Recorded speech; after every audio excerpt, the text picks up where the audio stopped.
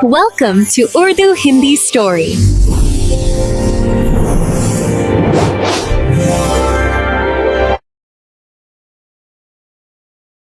का समय था और आसमान पर तारे चमक रहे थे। पूर्णिमा का चांद अपनी पूरी आभा के साथ जगमगा रहा था। अचानक परीलोक के आसमान में एक भयानक जादुई धमाका हुआ। इस धमाके की वजह से दो बेहद खूबसूरत देवकन्याएं अम्मारा और मोमिना अपना रास्ता भटक गईं और तेजी से नीचे धरती की ओर गिरने लगी। जब वे दोनों धरती पर मौजूद एक घने और डरावने जंगल में आकर गिरीं, तो एक जोरदार सुनहरी और नीली रोशनी का विस्फोट हुआ। वह रोशनी इतनी तेज थी कि उसने पूरे जंगल को एक पल के लिए दिन की तरह रोशन कर दिया। चारों ओर एक जादुई खुशबू फैल गई। उसी जंगल के बिल्कुल पास समुद्र के किनारे एक विशाल और शानदार रियासत थी। उस रियासत के दो लाडले और सुंदर राजकुमार अरहम और जंगकुक उस समय समुद्र के किनारे खड़े अपने शाही जहाज पर मौजमस्ती कर रहे थे। जंगकुक अचानक आसमान की ओर देखते हुए डर से कांपती आवाज में, अरहम, ओ भाई अरहम, वो देख आसमान पर कोई भूतिया कोती गिर रही है या एलियंस ने हमारी रियासत पर हमला कर दिया है। एलियंस नहीं है बुद्धू, लगता है आसमान से कोई नया तूफान जमीन पर उतरा है। चल, मुझे देखना है कि वहाँ क्या मजरा है। दोनों राजकुमार जल्दी से अपने जहाज से उतरे और दौड़ते हुए उस घने जंगल के अंदर पहुंच गए। वहां पहुंचकर उन्होंने देखा कि वह तेज रोशनी तो गायब हो चुकी थी, लेकिन चारों ओर एक अजीब सा सन्नाटा और सुकून फैला हुआ था। अरहम और जंगकुक दबे पांव आगे बढ़े। एक घनी झाड़ी के पीछे उन्हें दो छोटी छोटी अजीब सी चमकती हुई लोमड़ियां दिखाई दी। उन लोमड़ियों की आंखें साधारण जानवरों जैसी नहीं थी, बल्कि उनमें एक इंसानी झलक साफ दिखाई दे रही थी। यार अरहम, सुबह से हमने शाही बिरयानी के अलावा कुछ नहीं खाया, मुझे भूख लग रही। ये दोनों लुमारियां बड़ी मासूम और मोती ताजी लग रही हैं। क्यों ना आज इन्हीं का शिकार करके टिक्का केबाब बना लें? हाँ जंगकुक, तूने बिल्कुल सही कहा। आज का डिनर तो पका है। मैं अभी इनका काम तमाम करता हूँ। जैसे ही अरहम तलवार लेकर उनकी तरफ बढ़ा, अचानक पूरे जंगल की हवा रुक गई और एक भारी गुस्से से भरी गूंजती हुई आवाज आई। आवाज, रुक जाओ, अगर एक कदम भी आगे बढ़ाया तो राख कर दूंगी। दोनों राजकुमार झटके से 10 कदम पीछे हट गए। उन्होंने डरते डरते इधर उधर देखा, लेकिन वहां कोई तीसरा इंसान मौजूद नहीं था।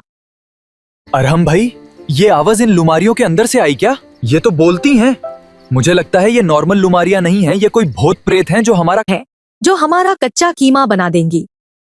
इन्हें यहीं छोड़ना खतरनाक है, चुपचाप अपने महल ले चलते हैं। अगर जादू सीख गई तो सर्कस में बेच देंगे। दोनों ने डरते डरते उन दोनों अजीब लोमड़ियों को उठाया और चुपके से शाही महल की तरफ भाग खड़े हुए। महल पहुंचकर उन्होंने पहरेदारों की नजरों से बचाते हुए उन दोनों को अपने अपने खास कमरों में बंद कर दिया। जंगकुक ने मोमिना, जो लोमड़ी के रूप में थी, को अपने बिस्तर पर रखा और अरहम ने अम्मारा को अपने कमरे में छिपा लिया। रात के ठीक 12 बजे अचानक दोनों कमरों में दोबारा वही तेज आसमानी रोशनी चमकी। जंगकुक और अरहम, जो गहरी नींद में सो रहे थे, झटके से उठ बैठे। उनके होश उड़ गए और आंखें फटी की फटी रह गईं जब उन्होंने देखा कि उनके कमरे में लोमड़ियों की जगह दो बेहद हसीन और दिव्य देवकन्याएं खड़ी थी। मोमिना जंगकुक के बिल्कुल सामने आकर गुस्से में पैर पटकते हुए, टिक्का केबाब बनाना था ना तुमने मेरा? तुम्हारी हिम्मत कैसे हुई एक शाही देवता को पकड़ने की? और तुम मुझे सर्कस में बेचने चाले थे? तुम दोनों की तो मैं जान निकाल दूंगी। जंगकुक और अरहम दोनों डर के मारे बुरी तरह चिल्लाए, भूत बचाओ, और बिना कोई नया जुमला बोले वहीं जमीन पर धड़ाम से गिरकर बेहोश हो गए। मोमिना और अम्मारा ने एक दूसरे को देखा और मुस्कुराने लगी। उन्होंने अपनी जादुई उंगलियों को घुमाया और हवा में से पानी के थोड़े से छींटे उन दोनों राजकुमारों के चेहरों पर मारे, जिससे उन्हें फौरन होश आ गया। आप लोग कौन हैं? प्लीज हमें माफ कर दें, हम मासूम हैं। हमें नहीं पता था आप दोनों कोई परियान हैं। हम कोई आम पारियां नहीं, पारीलोका की सबसे ऊंची देवता हैं। मेरा नाम मोमिना है और ये अम्मारा है। हम एक हादसे की वजह से गलती से जमीन हमें वापस अपनी दुनिया में जाने के लिए इस जमीन पर मौजूद परिवितार पाती की खुसूसी नादी ढूंढनी होगी। अगर तुम दोनों ने हमारी मदद ना की। अभी दोनों राजकुमार डरकर हाँ कहने ही वाले थे कि अचानक सुबह की पहली किरण खिड़की से अंदर आई। एकदम से मैजिक का झटका लगा और मोमिना और अम्मारा दोबारा दो छोटी लोमड़ियां बन गईं। ओ तेरी, ये तो दिन में लूमारी और रात में खूबसूरत देवता बन जाती हैं। अब हम क्या करेंगे? सुबह होते ही शाही महल का सुकून एकदम तबाह हो गया। अरहम और जंगकुक अभी ठीक से सो भी नहीं पाए थे कि महल के गलियारों में चीखने चिल्लाने और भागने दौड़ने की आवाजें आने लगी। उनके 4 कजिन फाद, रिजवा, मारिया और असद, जो दूसरी रियासत से अपनी गर्मियों की छुट्टियां बिताने यहाँ आए थे, सुबह सुबह ही धूम मचाते हुए दोनों राजकुमारों के कमरों की तरफ बढ़ रहे थे। जंगकुक और अरहम ने जैसे ही उनके हल्ला गुल्ला की आवाज सुनी, उनके हाथ पांव फूल गए। उन्होंने जल्दी से दोनों मासूम लोमड़ियों मोमिना और अम्मारा को उठाया और कमरे की पुरानी शाही अलमारियों के अंदर बंद करके छुपा दिया। अभी दरवाजा बंद ही किया था कि फाद ने जोर से लात मारकर जंगकुक के कमरे का दरवाजा खोल दिया। फाद गुस्से और शरारत भरे लहजे गुड मॉर्निंग मेरे सुस्त भाइयों, छुट्टियां गुजरने आए हैं हम यहाँ और आप लोग अभी तक सो रहे हैं। चलें जल्दी उठें और हमें घुमाने ले चलते हैं।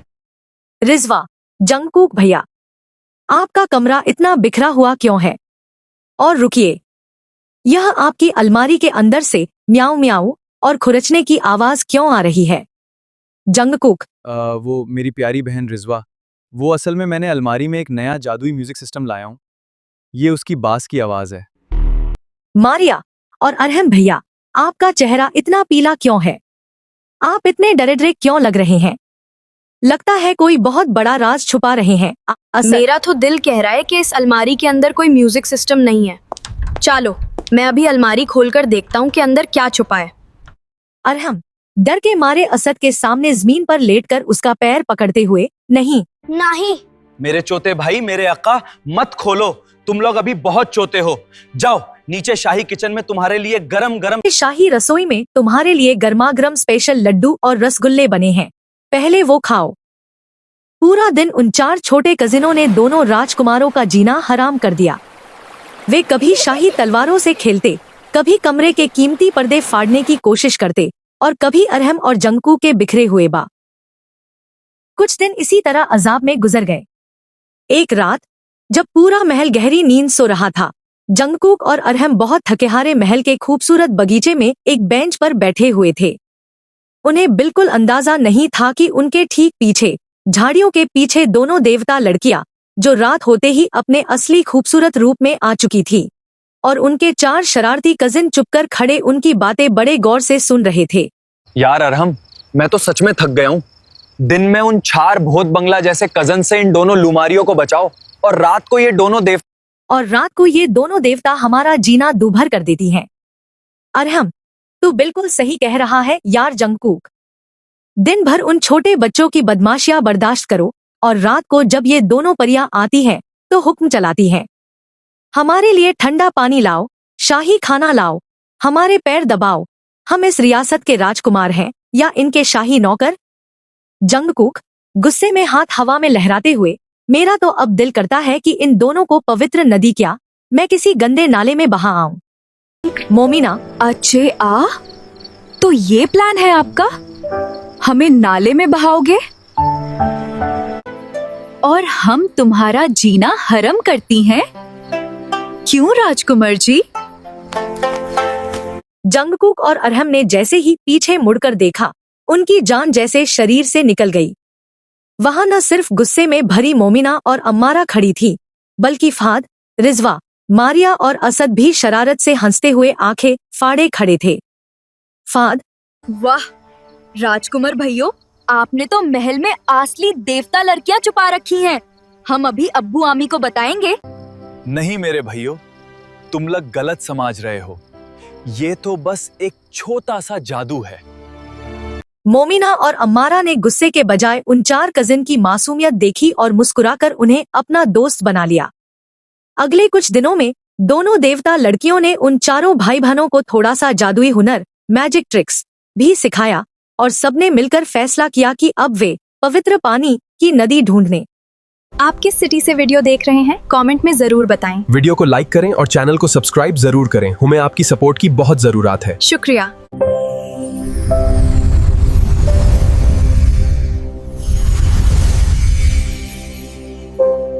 बहुत कोशिशों और जादुई नक्शों की मदद से उन सब ने मिलकर उस पवित्र पानी पवित्र पति की नदी को ढूंढ ही लिया, जो एक पुरस्कार गुफा के अंदर बह रही थी। नदी का पानी चांदी की तरह चमक रहा था। अम्मारा और मोमिना बेहद खुश थी कि अब वे अपनी दुनिया परीलोक वापस जा सकेंगी। लेकिन जैसे ही वे दोनों नदी के पास पहुंची, अचानक एक भयानक काला धुआं उठा और गुफा का जादुई रास्ता एकदम से बंद हो गया। नहीं, ये क्या हुआ?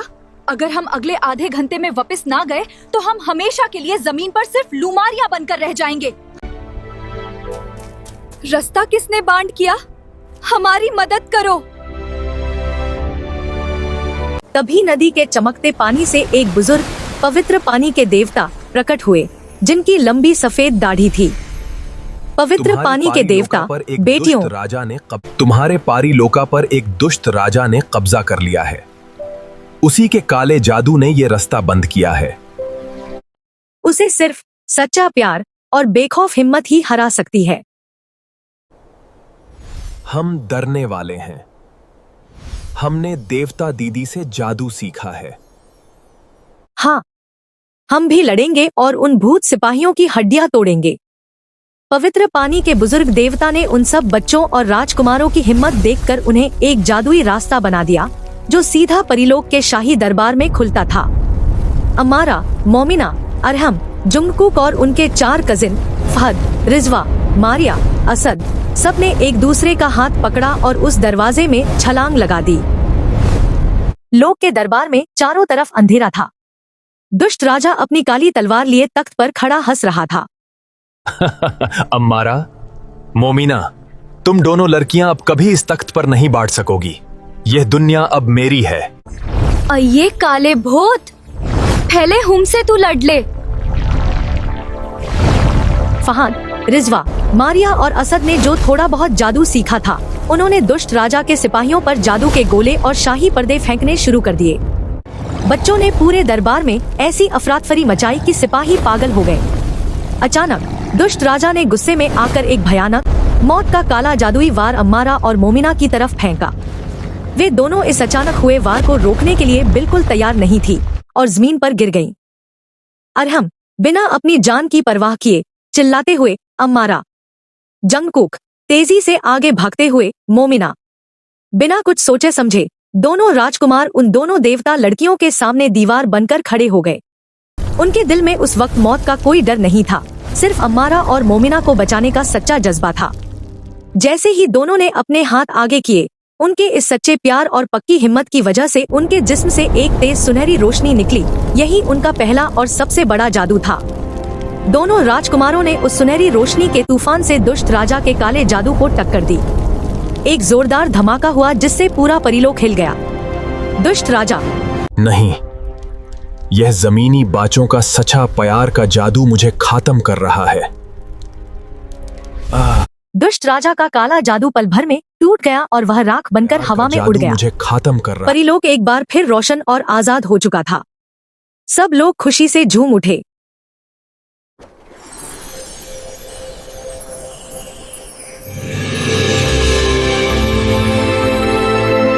अम्मारा और मोमिना को उनका तख्त, उनका राजा और उनकी हसीन दुनिया वापस मिल गई थी। अब राजकुमारों और कजिन्स के वापस जमीन पर जाने का वक्त आ गया था। शुक्रिया जंगकुक। अगर तुम अपनी जान पर ना खेलते तो आज हम जिंदा ना होते। अब तो जमीन पर पांव दबाने के लिए भी कोई नहीं कहेगा। मुझे तुम्हारी बहुत याद आएगी मोमिना। मुझे यकीन नहीं हो रहा कि हम यहाँ हैं।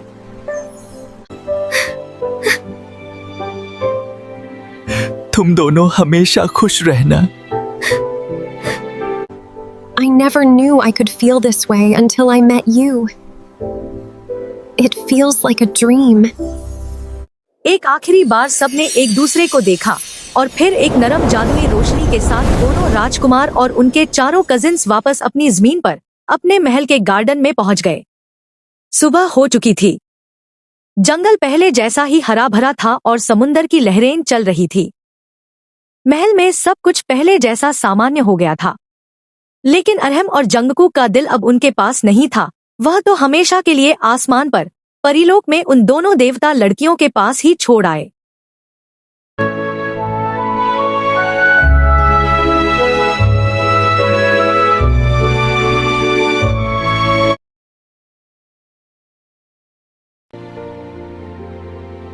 तुम सच में वापस आ गई? हाँ, मैं तुम्हारे लिए ही वापस आई हूँ। चाहे कितनी भी दूर चली जाऊं, मेरा दिल हमेशा तुम्हारे पास लौट आता है।